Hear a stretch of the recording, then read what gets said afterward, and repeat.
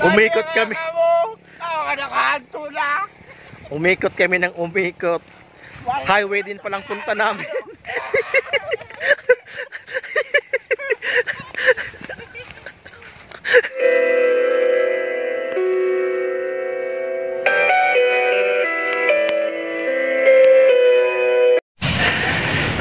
Di ka na mag-iisa, wag matakot, laban lang kaibigan ko. Kasangga mo ako, tulong mo, kami ang tulay Pilipino. Ihahatid sa bayan ko, kapit bisig Pilipino, katabang dip. So yan mga katabang, pupuntahan namin ngayon yung pamilya ng dalawang magkapatid sa ISNED na nakilala natin nung feeding natin last September 25. Yan ang lugar dito.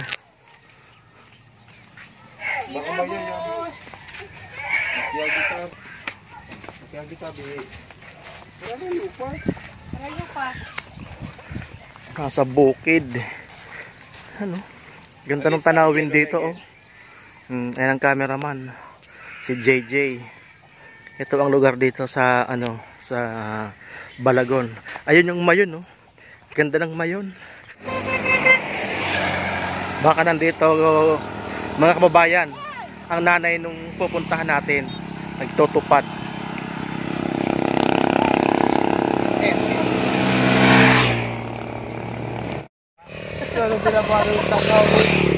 Umikot kami.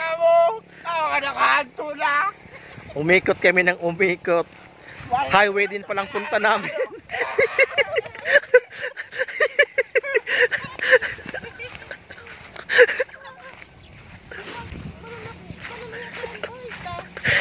Pwede mo pala sa highway magagi.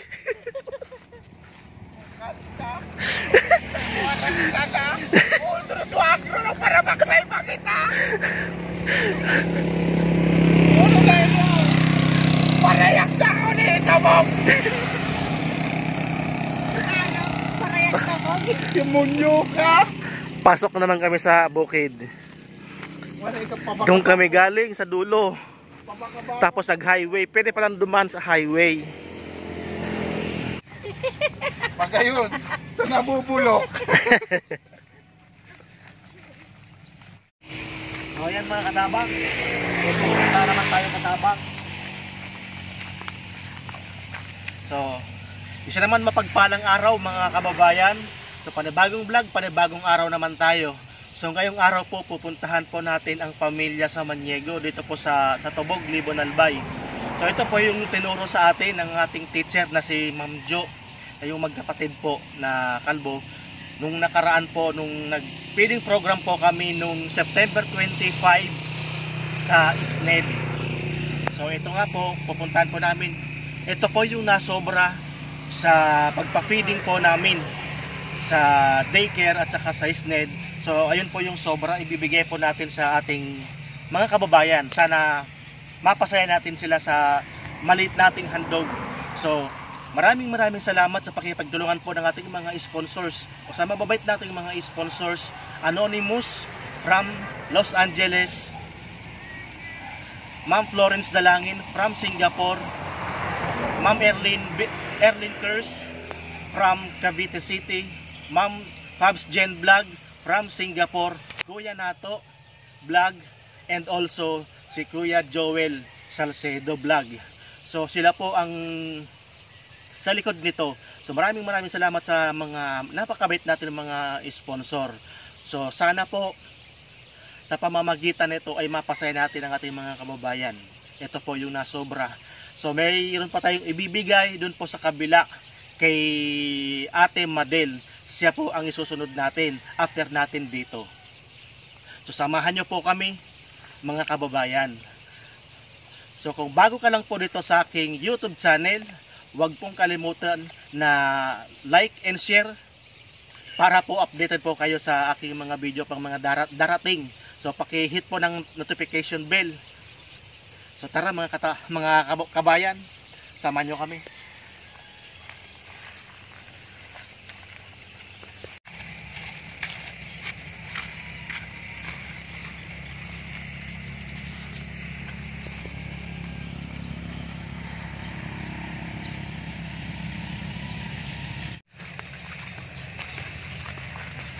Yang mga katabang, nandito na kami sa lokasyon. Tara na, kumusta? Ano boy? May nga po.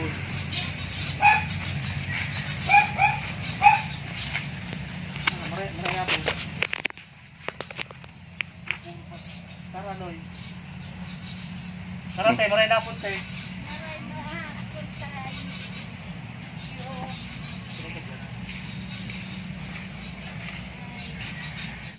Pat, puro planinik barako. Puro barako, kaya palang dudunong. Tara, classmate. So ito mga kababayan, ang pamilya po sa Maniego, no? Oh, pamilya sa Maniego. Ito po yung dalawang anak na naisama natin sa feeding noong September 25 dun po sa ISNED sa LCS. So ito po si nanay. At yun po ang kapatid ni Kuya Roger sa Maniego na umaalalay po sa pamilya. Ano ate? Pwede tayong pumulit sa bahay mo? Pwede tayo? Ito. Oh, dito pwede. Lili mo ka di sa ako. Ay, gawin sa inyo. Muko mo ka di. Kiyate ka di. So, ito po mga katabang, mga kababayan, ang bahay nila. Pakita lang po natin. Yan na kami. Ako na kamasaya. Ano? Ito mga kababayan, classmate ko nung elementary, si Roger sa Maniego. Ito po yung, di ko po alam na ito pala yung tatay ng dalawang bata doon sa ISNED. Ito palang tatay na si Kuya Roger sa Maniego. So pasok tayo sa loob. Pasok ka mo. So yan mga kababayan, pasok tayo. Pasok na. Pasensya na ka mo. Wan kang bahay ko. So, pasensya na kayo tayo sa sa Abala. Okay lang. Okay lang po mag-video sa inyo. Yan ako sa YouTube. Yeah. Magsipag di ka, Joy. Okay. Kasi, Wala tayong magagawa. oh. Pasay. So ano, kumusta yung sa natin, pang araw-araw natin? Pasay. Kaya naraos na naman. Konti-konti lang. So ang kinabubuhay nyo po, Sa palaya ha? sa bukid. Sa bukid. Sa bukid lang po. Kasi ikaw ate, kumusta? Dito lang yan sa bahay. Sa mahal lang. Yes, mga nagalaga ng mga bata. So paano nyo po, kuya, na itatawid sa araw-araw? Pag may nagitangran sa akin, dawa mura ka na sweldo, Sige na. ito Oh, para kasi- sa pamilya. Oo, para sa pamilya. So si ate, yan ang panganay mong kapatid. Oo, Oh, anong pangalan ni ate? Joseph. Si Josephine sa Maniego. So sila po mga kababayan, si ate po Josie sa Maniego ang umalalay po dito sa pamilya. Si ate po taga sa Pulangi po umuwi, araw-araw po nandito kasi may binabantayan na mga baboy. So sila po ang naiwan dito. Yung kabila pong bahay ay bahay po ng kanilang mga magulang, subalit po ay nasa ano na po, nasa kabilang buhay na. So ngayon nandito kami para mayroon kaming ibibigay po sa inyo. Sana po makatulong sa inyo kahit pa lang sa maliit na bagay. Ito po yung sobra doon sa pagpapafeeding namin. So yun pong ibibigay namin sa inyo, pagpasensya nyo na po. Gerald, paabot nga ng ano natin.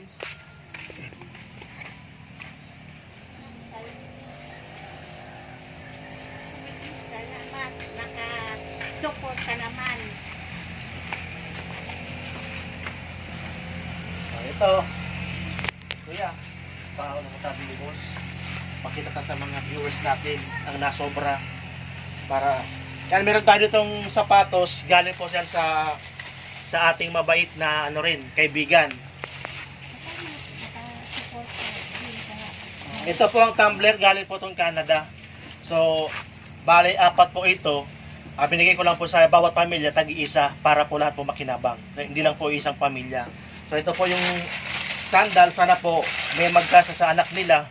Yung isa po nito, o yung dalawa, na ibahagi na po natin kila Ate Chona sa mga anak po. So, ito po yan natin. Tapos tayo, paano po ng mga laman ng ano natin? Para makita ng ating mga viewers.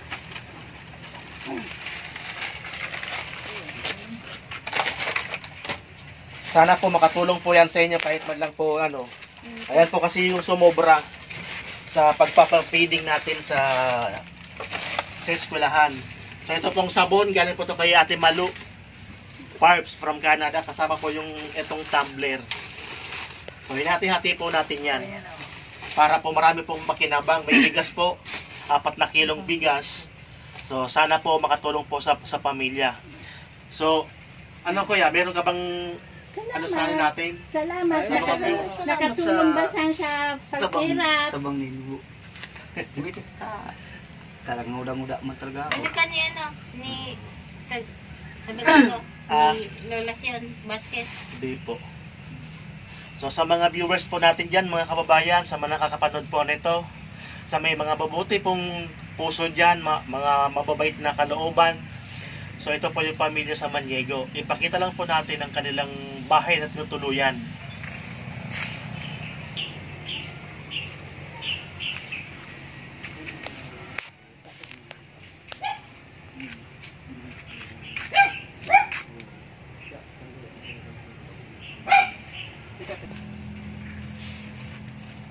Isis mo, ano ate? Pangalan mo ate?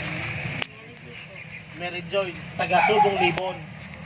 J-O-I.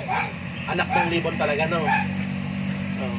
Vasquez ako. May Vasquez, sa sentro poblasyon. So, nagaya. Zona 2. So, Pinsan na ano.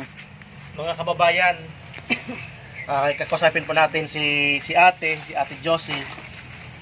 Si Ate po yung gumagabay po dito sa mag-asawa, sa pamilya.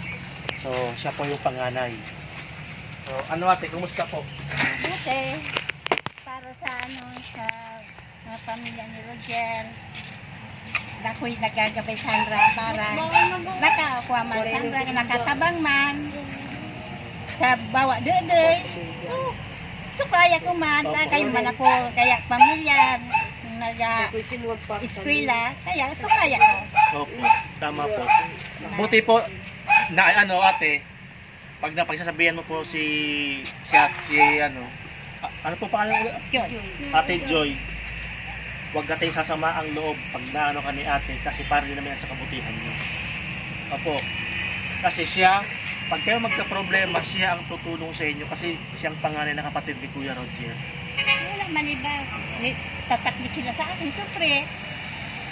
May bawa konti lang. Sak, ano ko na. Opo, yun ang nga. Opo. Binibigay ko man. Pariya silang walang trabaho. Na ano ko naman.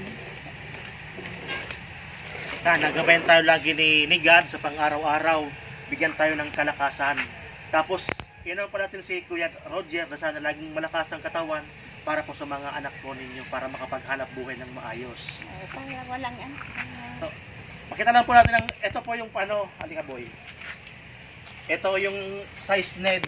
Ito po yung panganay. Pangalay. Ano ba yung pangalan mo boy? Simbaga. Christian. Christian. Ilan taong ka na Christian? 17. 17. So, etong isa, ikaw boy, ano boy pangalan? 11. Raya. Ryan, 11. So magkasama sila sa STED, no? Tapos ito, Grade 3. grade 3. Pang-ilan po? Panglima. Pang-5. Tapos yung bunso, Pangunom. pang-6. So ayan po mga tabang yung bunso. Oh. Yeah! Takbo siya. Sana natin makatulong po yung bigay namin sa inyo. Yun po yung nasobra sa pagpapiling namin. So maraming salamat po ulit sa ating mga napakabait na mga sponsor. So napakaganda po ng lugar nila dito. Oh. Kaso nga lang, Kailang kahit bahay. oh, So, wala po silang kapitbahay kundi sila lang po talaga. So sila lang. at least walang marites. Yan mga katabang. May bahay naman, wala nakatira. Oh. Kasi wala na yung nakatira yan. Nasa kabilang buhay na. Ano naman sila, masaya naman. Masaya man kami dito. Opo. Parang walang... Marites. Oo. Kasi lalo na ngayon, may mga batang makukulit, no? Oo. So, mas maigi yung walang mga kapitbahay, lalo kung may mga anak na makukulit. So, para wala, iwas gulo. So, yan po, mga katabang, mga kababayan. Ito po yung pamilya sa Maniego, dito po sa Tubog po, no? Tubog. Libon, Albay. So, maraming salamat sa mga viewers natin po dyan, sa mga may mabubuti pong kalooban dyan, may mabubuting puso po dyan. Kumakatok po ang ating mga kababayan. Kayo na pong bahala. Hospital. Siko po yung nag-aalaga. Ako nag-bantay sa hospital, minsan uli. Pero Magakuha. ate, saludo po ako sa inyo kasi po, sabi nyo nga po kanina, naka-grade 6 lang kayo. Pero po, puno po yung isip ninyo para gumabay sa kapatid. Siyempre, ako kadakil mga barkada, naupo ko man sa mga barkada ko ka ng mga payo nito sa Ayun. pinapayuan man ako kung di ko kaya, nagayat akong payo sa mga Sa mga, tao. opo, sa mga ano. Tama po yun. Kasi Kasi, baka man masupag. mm, Siyempre, di ka nakatapos, di mo naintindihan sa iba, nagayat opo, kailangan tayo. po magtanong. Kesa sa nagmamagaling tayo, Oo, na hindi naman natin alam. Daman So, so, siya. Nang bagat magakan, una mo sisay ka. Hindi mo man kaya, siyempre, Opo, tama. aling baway ka masupag, aliin mo ka Oo. supag. Matali man mauno ka na supag. At least nagpakatotoo ka lang. Oo. Kasi naman, mahirap na nagpe-pretend Oo. ka na kunwari alam mo kahit Oo. hindi mo naman Oo. alam. Diba? Nang ka. Eh, mas okay na yung ano. Hindi man bagat. Sabi bagakan yung maestra, kung di kaya, magayat ka ba? Opo, totoo yan. Yan. Ako, amo ka ng mga barkada ko ito. Mga tapos man sinra kayo nga ako barkada ng maestra ito. Nagayat akong supang Oo. payo. Additional knowledge. Kaya man, siyempre, iniisip ko man. Ngun kan. Kahit ngayon, yung natutunan mo po sa mga tropa mo, Oo, pinagano mo rin sa kanila. O pinapasa mo rin sa kanila. So yan mga kababayan, napakabuti po ng puso ni Ate Josie. Kumbaga po, yung pagmamahal niya sa kapatid na kailangan niyang alalayan, ginagawa po niya bilang nakakatanda. So nakakatuwa po na may kapatid ka na ganyan, na yung mga bagay-bagay na di naiintindihan ng kapatid, nandito po si Ate Josie para po punan kung yung di naaabot ng kanilang kapatid ng mag-asawa, andito po nakalalay si Ate Josie. So mga kababayan, pauwi na po kami. So hindi po namin binigyan sila kuya, yung pamilya sa Maniego ng damit kasi po si Ate Josie na daw po ang bahala. So yung goods na lang po.